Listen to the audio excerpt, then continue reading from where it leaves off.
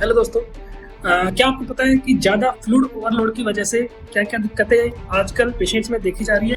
जैसे कि पेशेंट कहीं पे किसी प्राइवेट नर्सिंग होम पे या किसी मेडिकल स्टोर पे गया है और वहाँ पे जो नर्सिंग स्टाफ है उसको बोल रहे हैं कि सर मुझे बोतल चढ़ा दीजिए, यानी कि आईवी फ्लूइड लगा दीजिए, आईवी ड्रिप लगा दीजिए और उसी में आप ताकत की दवाई और इंजेक्शन लगा दीजिए।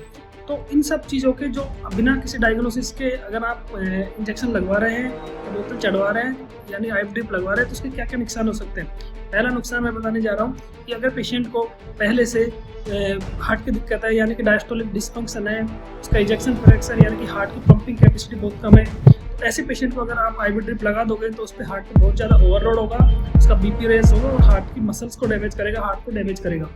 दूसरा, अगर पेशेंट को ऑलरेडी किडनी डिजीज है, यानी कि किडनी खराब है, किडनी फेलियर है, तो उन पेशेंट में भी फ्लूइड ओवरलोड काफ़ी नुकसानदायक होता है। इसकी वजह से पेशेंट को फ्लूइड ओवरलोड की वजह से पल्मोनरी एडिमा होता है, जो कि एक्सरे में दिखाई देता है और उसकी वजह से पेशेंट को सांस लेने में तकलीफ स्टार्ट हो जाती है। तीसरा, फ्लूइड ओवरलोड की वजह से डाइल्यूशनल हाइपोनाइट्रीमिया हो जाता है, जिसमें क्या होता है कि बॉडी में सोडियम की कमी हो जाती है और उसकी वजह से पेशेंट को फटीग, इरिटेबिलिटी, काफ़ी अनइजीनेस टाइप में फील होता है और बहुत सारे केसों में ऐसा देखा गया है कि पेशेंट को सीजर यानी कि दौरे तक भी पड़ सकते हैं। कभी भी डॉक्टर के एडवाइस के बिना कोई भी आईवी फ्लूइड नहीं ले। Thank you.